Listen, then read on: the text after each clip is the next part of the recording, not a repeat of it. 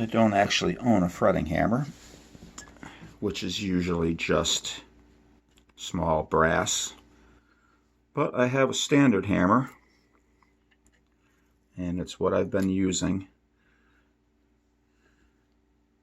And essentially I just line up the edge, tap it in. Some people put glue in there first. I do like the Stewmac video tells you, which is usually to drip a light crazy glue into the seams.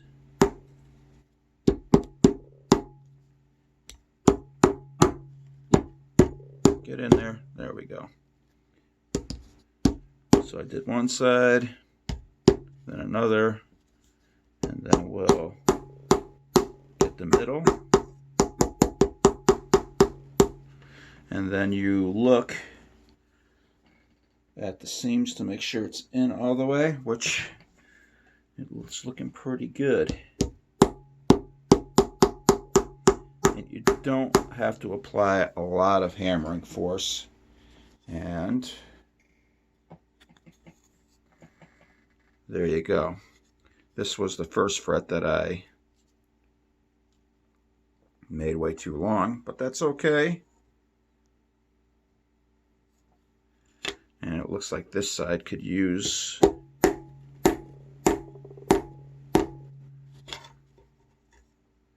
now we're talking. So it looks like it's pressed in all the way across. Now this side's up a little. Okay.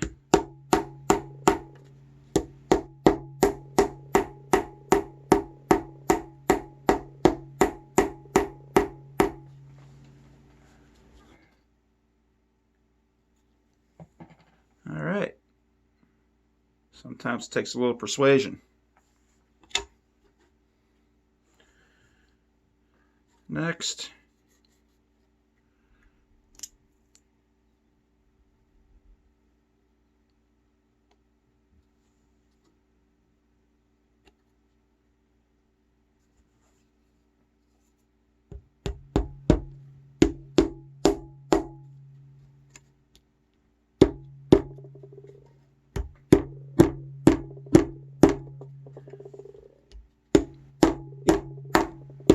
There it goes. Okay, I got all the frets in, and they definitely need to be trimmed. This side is a little bit better because this one I came up a little short, but I think I'll be fine because I have to file and sand. And this side is definitely long, but before I start snipping these, I want to run some super thin crazy glue down underneath the frets. And this way, once that hardens tomorrow at some point, I can come along. I can either snip or cut these. I'm probably going to try to use my snippers first. If it ends up lifting them, then I'll probably just use a die grinder, like something from a Dremel.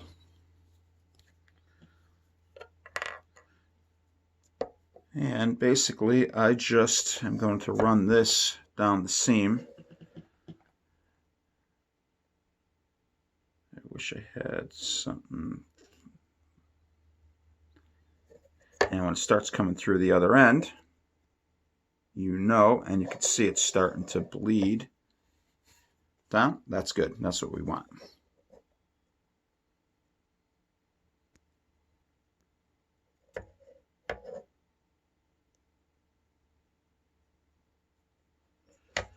And when it dries completely, you won't even see that.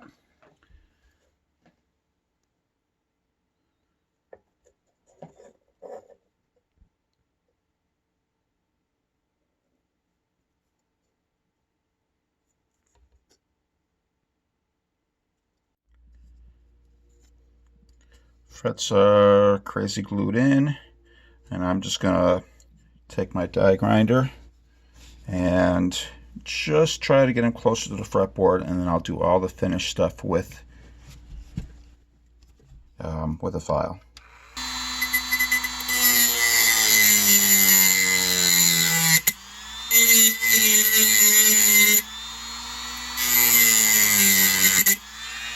A little faster.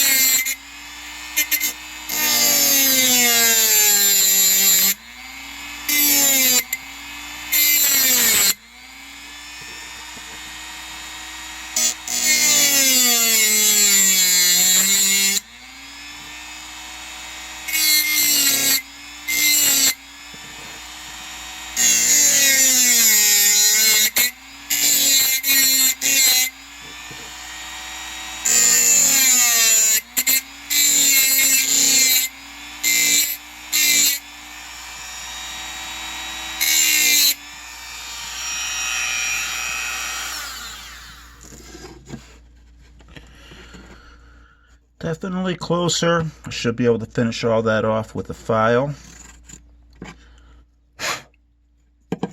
And yeah, the glue definitely needs to be cleaned up, scraped. And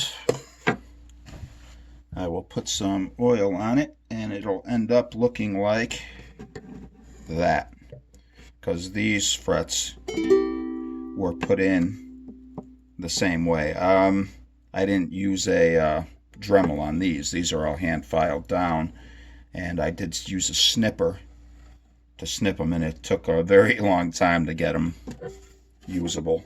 This was the first uke I built, so the second one came out a little nicer. Hopefully this third one comes out better.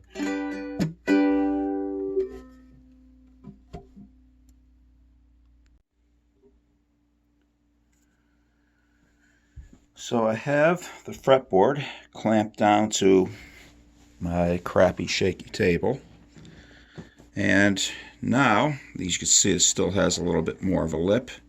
I'm just going to take a file and just keep working. I'll work at a little bit of an angle here because I kind of want to roll them over later. And I'm just going to keep filing it basically until I'm starting to hit the wood. And this is time consuming, and you take your time. And the reason I'm doing it on this angle is because the file is pretty flat, and I can get multiple frets at the same time.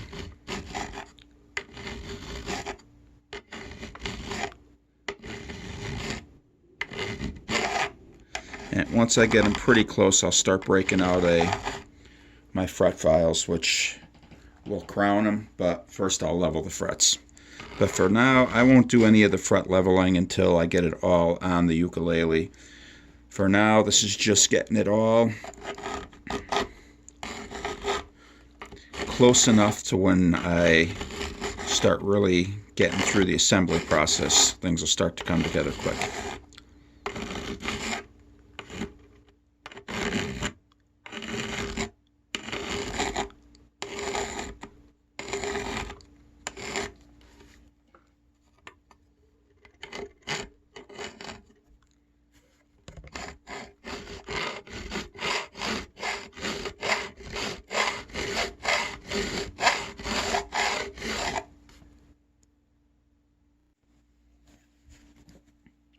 So I got them fairly flush against the wood, except for up here, which I'm working on. But I changed files to a one without a handle. This way I can go up along the distance and keep it nice and flush. Up here, have to dig a little deeper.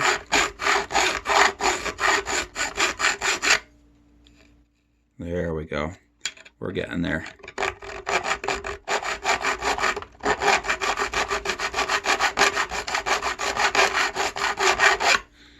And I'm feeling,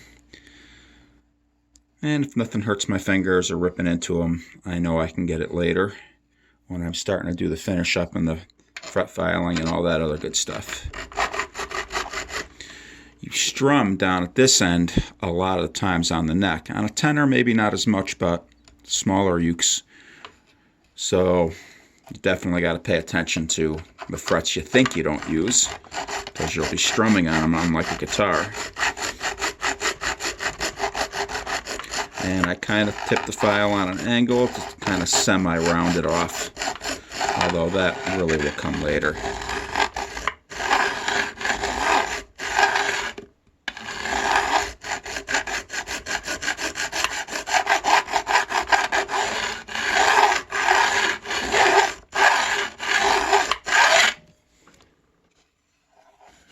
Yeah, that's pretty good.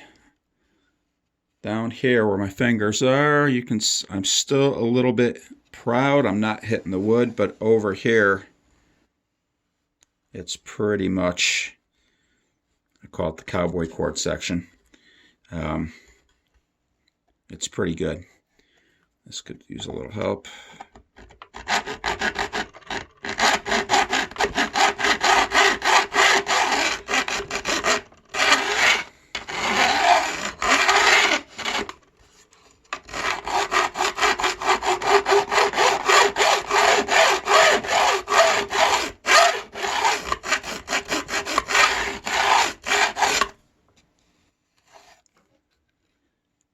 That one right there, that one. So we'll work on this section a little bit more.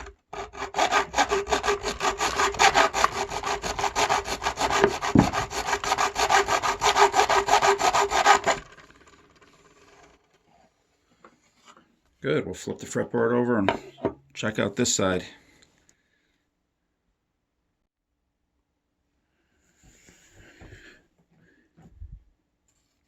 This side here was a lot tighter because I started pressing them in with the hammer at this end, and you could see certain of them I didn't actually reach the end. So that's actually not a bad thing. Makes it an easier thing. But you can still hear the sharp edges. This end is down on the body, so it's easier to work on it when the fretboard is off before it's glued. Because when you strum, you tend to hit this end when you strum. So you got to make sure that those ends are definitely down to the wood and rounded over well.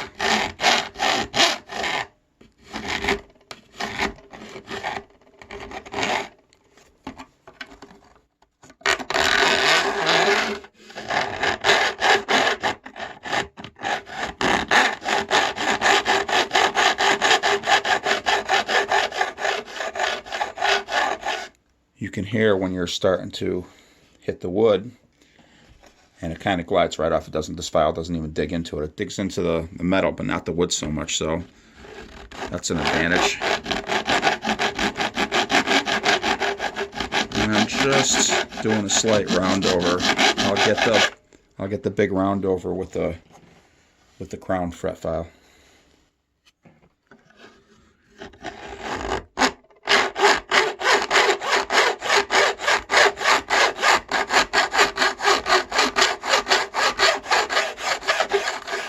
Yeah, you can hear it gliding nice. Now, instead of the rasp of the metal,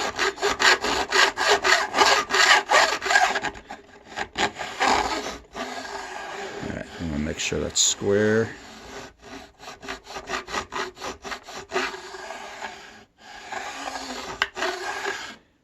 Come on the tops a little bit.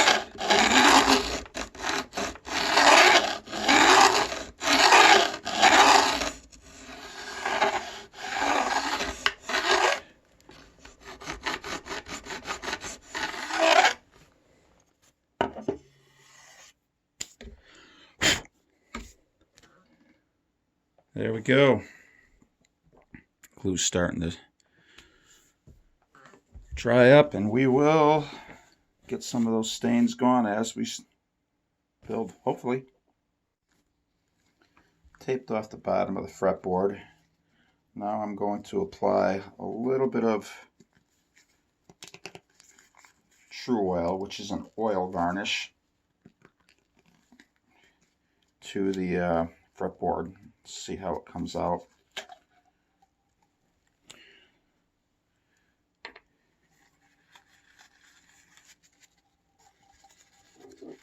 And I'm going to just apply it with the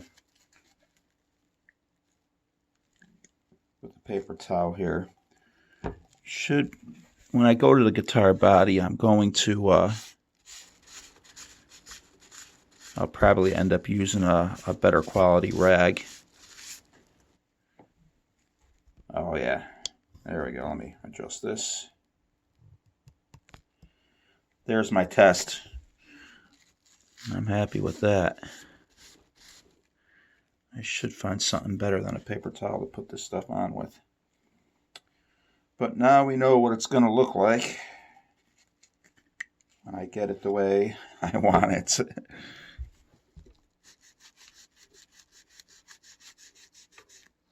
I taped off the back of the fretboard just in case I got any True Oil on it.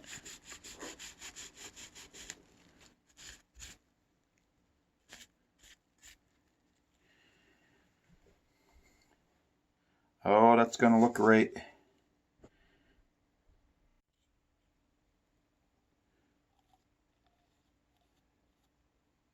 I found a little application brush. And I will use this. I don't know if it's the proper procedure, but it's a procedure that's working for me. And I should have fixed the yeah,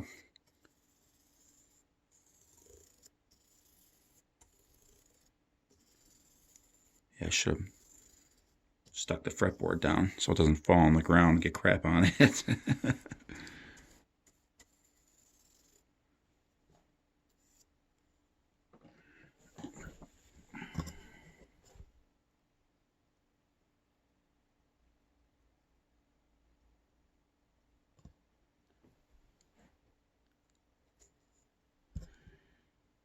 Now that's looking a lot better.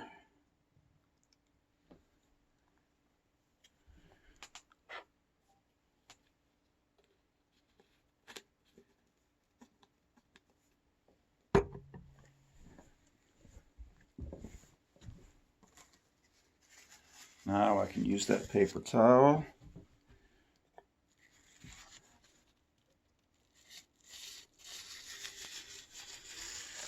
Suck up any excess, rub it in.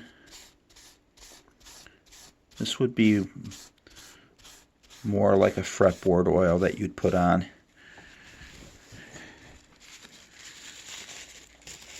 At least the way that I'm doing it.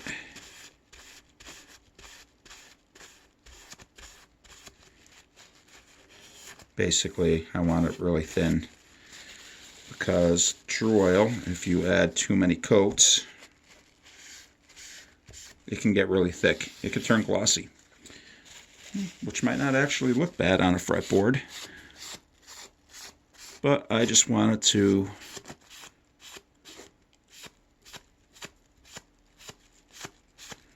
yeah, I'll admit it. I was jonesing to see how pretty it was going to be with it on it, and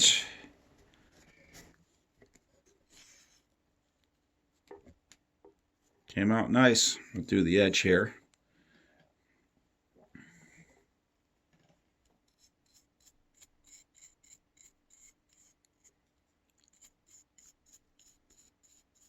I'm still going to have to scrape this edge, so I'm going to end up having to do this again. But it's nice to know that it kind of masks all my over crazy glue. And I taped it back so I don't have to worry about getting it on there when I have to glue it. But yeah, all of this is going to get sanded again. But I figure I'm here, I might as well seal it. I won't seal that end because that's where I got to glue the nut. Oh, that end.